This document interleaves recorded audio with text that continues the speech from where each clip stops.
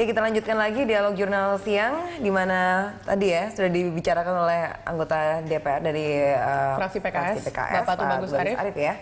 Yang juga masih tersambung bersama kita lewat sambungan telepon. Betul, nanti kita akan sambung lagi, Mendy. Tapi kita kembali ke Mas Ansy Leman. Mas, ini tadi dikatakan bahwa ini seharusnya sudah hitung-hitungannya sudah benar nih gitu. Kalau nanti dinaikkan itu karena PAD DKI Jakarta juga naik. Kalau yang saya baca sekarang tahun 2014 itu naiknya sekitar 22 juta. Nah, itu apakah mungkin memang hitung-hitungan seperti ini yang harus dijadikan patokan nih untuk kenaikan gaji dewan? Ya, sejauh yang saya cermati, DPRD DKI Jakarta itu selalu bicara pada aras prosedural administratif, tidak lebih dari itu. Dan persis di sini ini adalah kelemahan dari demokrasi elektoral prosedural, yang mereka hanya melihat pada aturan-aturan yang baku, mekanisme-mekanisme yuridis formal, dan pendekatannya sangat legalistik. Mereka lupa misalnya untuk berkomunikasi dengan rakyat, bertanya kepada rakyat, apakah memang saya dengan kinerja yang seperti ini itu layak mendapatkan kenaikan gaji. Saya kira prinsip remunerasi yang sederhana itu adalah apa? Remunerasi itu harus berbasiskan tanggung jawab dan kinerja begitu. Jadi kalau toh mau dilakukan kenaikan gaji ini, menurut saya ini prinsip yang dasar juga harus dicermati. Itu adalah prinsip kepantasan. Misalnya sederhana begini, kalau daerah miskin atau sedang-sedang saja, tentu gaji anggota dewannya itu juga harus disetarakan atau disesuaikan sehingga kemudian proporsional. Begitu juga kalau seandainya performance, ya, pelayanan publik dari DPRD atau pemerintah ini, mohon maaf, mengecewakan. Dan hari ini kan DPRD DKI Jakarta, kalau kita tanya berdasarkan sejumlah riset, itu publik mengalami distrust, krisis kepercayaan pada titik nadir. Dan pada saat yang sama kemudian kita memberikan reward kepada mereka. Saya kira itu tidak bisa masuk di nalar publik begitu. Dan ada kondisi yang tidak ikhlas. Yang ingin saya tekankan juga dari setidaknya beberapa anggota DPR yang bicara di media, yang saya baca ini seolah-olah menaikkan gaji ini sebagai mekanisme substitusi korupsi. Jadi kami mau transparan, kami mau akuntabel, tetapi gaji kami dinaikkan. Nah, menurut saya ini berbahaya. Mentalitas koruptor berapapun prosentase dinaikkan, itu ibarat ember bocor. Diisi terus akan kemudian terkuras terus. Diisi terus embernya wadah diperbesar, ini tidak akan penuh begitu. Jadi menurut saya poinnya bukan di situ. Poinnya adalah kita harus membangun sistem. Transparansi anggaran, akuntabilitas publik itu menjadi sebuah keniscayaan. Karena itu apa yang diributkan oleh Basuki Cahayapurnama hari ini harus ditangkap oleh seorang Presiden Joko Widodo. Untuk melakukan apa? Untuk mendorong secara konsisten kepada semua provinsi, kabupaten, dan kota menerapkan e-government. Dalam e-government itu ada e-budgeting, ada e-procurement, dan segala macam. Dan mekanisme tata kelola pemerintahan, tata kelola anggaran yang sudah transparan seperti ini akan membuka akses bagi publik secara luas, sehingga Mbak Dias, saya, dan teman-teman itu bisa memelototi, mengawasi ini sebenarnya Rp1 ini untuk apa sih bagi seorang gubernur DKI Jakarta, untuk apa sih bagi anggota DPRD begitu. Malah mandek e-budgeting ini kemarin itu nggak setuju gitu kan. Kalau seperti itu, ini berarti kita bisa mempertanyakan di mana keseriusan dari para pengambil kebijakan kita untuk mendorong tata kelola pemerintahan yang sehat begitu. Ingat, e-budgeting atau transparansi dan akuntabilitas itu amanat dan spirit reformasi. Sudah terlalu lama kita hidup dalam era Orde Baru yang pengelolaan politiknya, pengelolaan anggarannya serba gelap gulita. Dan di sana kita tidak tahu. Dan hari ini datang seorang Basuki Cahayapurnama membuka ini kepada publik. Nah, ini yang sebenarnya dia ingin publik terlibat dalam proses diskursus atau proses demokrasi deliberasi. Apa demokrasi deliberasi itu? Demokrasi deliberasi itu adalah publik dilibatkan dalam partisipasi untuk terlibat dalam proses pengambilan kebijakan, pengawasan. Jadi publik bukan hanya berdaulat pada saat pilpres, pileg, pada saat pemilu, dan setelah itu demokrasi berjalan tanpa demos, tanpa publik. Nah, apa yang dilakukan oleh Ahok dengan menyandingkan ini loh APBD versi DPRD, ini APBD versi Pemprov, ini maksudnya apa? Maksudnya supaya kita ini sebagai publik ini membuka luang diskursus luas, media menyoroti, sehingga kemudian kita bisa mengawal proses ini. Ingat, Lord Acton pernah katakan, power tends to corrupt. Absolute power corrupt absolutely. Baik. Artinya apa? Tanpa pengawasan, tanpa partisipasi Sudah pasti publik, akan terjadi. sudah akan terjadi abuse E-budgeting, of power. anak kandung demokrasi dan reformasi. Kita akan kembali sapa Pak Tubagus Arif di lewat sambungan telepon. Pak, ini kalau ada pengamatan dari Pak Ansi Leman ya, pendekatannya sangat administratif dan prosedural, di mana ketika PAD-nya naik 22 juta, lantas seakan-akan sudah otomatis juga gaji dewan pantas untuk naik. Apakah sudah ada komunikasi terhadap konstituen mungkin, apakah secara kinerja dan tanggung jawab pantas dan patut gaji naik? Saya lurusin dulu yang pertama, Mbak Dia. Ya. Pertama, DPRD sangat setuju e-budgeting. Kita ingin transparan terhadap anggaran. Satu. Yang kedua, ketika pembahasan anggaran itu tidak ada substitusi korupsi atau dalam hal bargaining di sini. Pak Tubagus, tapi yang ngomong e-budgeting duluan itu Gubernur DKI Jakarta Basuki Cahayapurnama, itu satu Indonesia tahu, bukan anggota DPR RI, Pak. Maaf ya, Anda harus ingat ada aturan main sebelumnya. E-budgeting itu sudah lama ya. Sejak zaman Prabowo Fauji-Bowo sudah didengung-dengungkan, tapi pelaksananya baru zaman Pak Jokowi. Ingat itu digarisbawahi, Pak Ansi Lema ya. Pak, kesadaran politik tidak dengan serta-merta, kesadaran politik tidak dengan serta-merta kemudian menimbulkan habit. Jadi kita sadar bahwa memang e-budgeting itu perlu, transparansi dan akuntabilitas itu perlu, tetapi soal habit itu belum tentu orang berani melakukan itu. Itu yang dikatakan bahwa inilah saatnya kita membongkar kebiasaan lama. Habitus lama itu kita tinggalkan. Semua orang berpidato seperti itu, tapi tidak ada yang berani menerapkan itu. Harus rubah habit, setuju.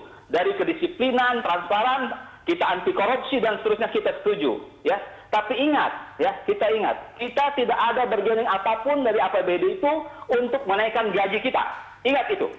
Saya garis bawahi, tidak ada bargaining apapun terhadap APBD tahun 2005 untuk menaikkan gaji dan tunjangan kita. Kita harus sesuai dengan aturan. Kalau itu tidak sesuai dengan kondisi sosial kita, batalkan kenaikan itu.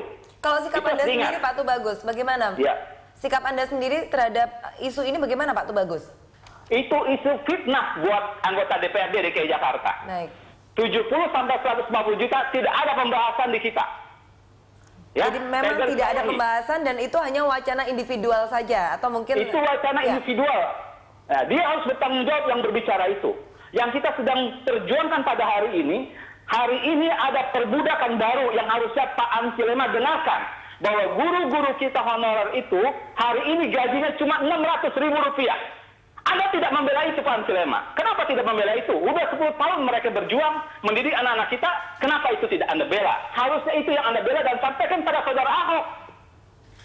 Iya, baik. Ya, kita Harusnya itu yang Anda bela. Perawat-perawat kita yang di rumah sakit umum daerah, di puskesmas, pegawai cleaning service yang ada di Pemda itu gajinya di bawah UMP, bahkan di bawah Rp1 juta. Anda harus bela, Pak Ansi Lema. Jangan berteriak-teriak tentang DPRD yang hari ini kami tidak setuju dengan anggaran itu.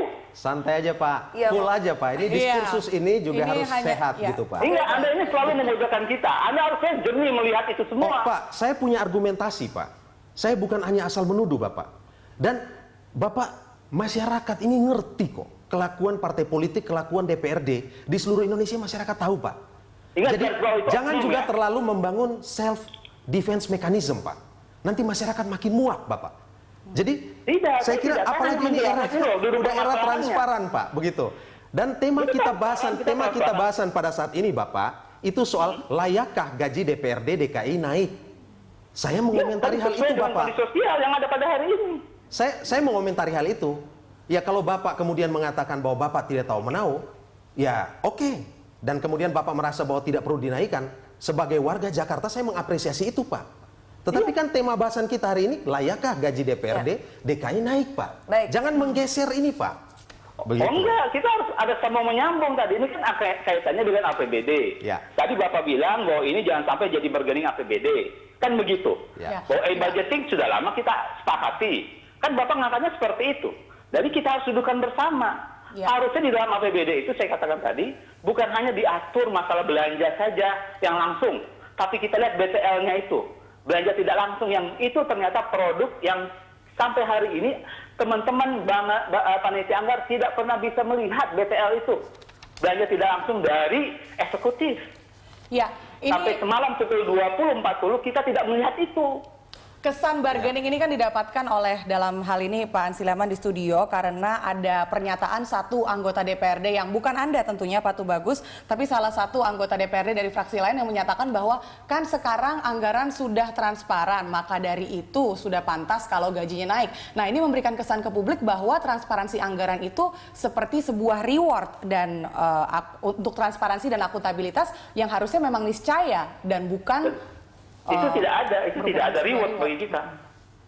Ya, Baik. kita tidak seperti itu. Ya, saya hanya meluruskan bahwa itu tadi terdapat di situ kesannya ya. Kenapa sih begitu banyak pandangan-pandangan yang berbeda katakanlah di dalam anggota dewan ini sendiri yang nampaknya ini Hanya satu orang, Mbak, hanya satu orang itu yang bicara itu. Yang Baik, jadi kalau dari PKS sendiri tidak seperti itu ya Pak ya? Ya, hanya satu orang dan 105 solid tidak pernah bicara seperti itu. Baik. Terima kasih Pak Tubagus Arif sudah bersama kami. Bergabung bersama Ya. kami. Terima kasih. Demikian Pak Tubagus Arif dari fraksi PKS DPRD DKI Jakarta. Ya, kita kembali ke Mas Ansy. Ya. Mas, ini ada rincian gaji-gaji yang sudah akan naik, kemudian juga akan diturunkan. Antara lain yang diturunkan itu PPh, Mas. Ya. Itu besarannya itu cuma sekitar 405.758.000. Sementara kalau kita hitung, ini kenaikannya ada kemungkinan 15 miliar kenaikan lebih. Ya. Nah, ini bagaimana nih? Saya Mas? ingin kembali menegaskan bahwa kenaikan gaji DPRD itu sah-sah saja sebenarnya. Tetapi harus ada pendasarannya, harus ada kajiannya, apa alasannya, itu yang pertama. Yang kedua, prinsipnya tadi, prinsip kepantasan gitu loh. Saya terus terang sebagai warga DKI Jakarta, saya merasa nyaris tidak terwakili oleh anggota DPRD DKI Jakarta ini begitu. Misalnya ya, dan mungkin ada banyak masyarakat yang merasakan seperti itu. Pada sisi itu kemudian kita memberikan reward kepada mereka. Jadi ini semacam DPR ini mati rasa terhadap aspirasi publik pada satu sisi, kan begitu? Ya. Tetapi pada sisi lain kok uang rakyat itu boleh dipakai oleh mereka begitu. Nah, prinsip dari tata kelola anggaran secara transparan itu sebenarnya sederhana. Yang pertama bahwa anggaran ini adalah milik publik. Karena anggaran ini milik publik, maka pengelolaannya itu tidak bisa sewenang-wenang. Dia bukan milik privat. Yang kedua, publik itu harus tahu. Karena ini adalah uang publik dan karena itu segala sesuatu itu harus dibuka secara terang benderang ke hadapan publik. Oke, tadi Pak Tubagus berkata-kata mengatakan bahwa kami sudah buka dan seterusnya dan seterusnya. Saya sebagai warga Jakarta merasa kayaknya baru hari ini begitu loh semangat kita bernegara dalam konteks Jakarta. Karena apa? Karena segala sesuatu itu dibuka, sampai Rp1 itu dibuka. Dan saya kira mungkin Pak Ahok itu selalu mengatakan bahwa ini bukan hanya kesalahan dari DPRD DKI Jakarta dan bukan DPRD semua. Oknum beliau katakan. Dan juga ada yang nakal adalah oknum SKPD. Kan begitu? Ya. Jadi kalau kita bicara korupsi, ini kan ada semacam apa ya? Sambung menyambung. Network extraordinary crime begitu. Yang well organized kan begitu. Jadi ketika ini dibuka ke publik, sebenarnya bagi publik yang tidak punya kepentingan langsung, kita merasa senang-senang saja. Karena apa? Karena mereka merasa, kita merasa bahwa memang pemerintah sekarang itu lebih terbuka kepada publik begitu. Ya, seandainya tidak ada pembelokan, paling tidak ada pemborosan di sini ya, Mas ya. Iya, Anda jadi pikir kan begitu? begini, kalau Abraham Lincoln tuh ngomong sederhana. Demokrasi adalah government of the people, by the people, for the people. Of the people maksudnya legitimasinya, kita pilih mereka. Tetapi by the people, partisipasi publik kita nyaris nggak pernah lihat. Karena apa? Karena proses selama ini itu serba tertutup. Kalau tertutup prosesnya, ujungnya for the people, itu kita hanya akan mendapatkan remah-remah begitu. Ya. Selama ini kita dibungkam seperti itu. Nah, hari ini ketika ini semua dibuka, media televisi bicara seperti ini sebenarnya sehat begitu. Dan menurut saya Pak Jokowi sebagai presiden tertinggi ini saya kira harus bisa menangkap bola ini. Oke. Sehingga kemudian ini tidak lagi menjadi wacana, tidak lagi menjadi pidato, tetapi ingat pidato itu harus diucapkan lewat kebijakan konkret, lewat tindakan nyata. Baik. Nah, ini yang kita tidak lihat hari ini. Mas Ansy, tadi sebenarnya dari Pak Tubagus sendiri ada satu pernyataan yang cukup menarik sebenarnya ya, bahwa anggota DPRD itu harusnya memang gajinya naik ketika kepala daerah juga naik. Nah, ini masalahnya memang kepala daerah akan naik kan gajinya kan. Demikian pula juga dengan beberapa PNS gitu. Nah, bagaimana Anda melihat kelayakan anggota DPRD ini untuk menerima gaji yang lebih tinggi Ya. dengan adanya Kenaikan satu juga di pihak hipotesis eksekutif. seperti itu ya. Ya, tapi setelah jeda berikut kita akan bicarakan lebih lanjut.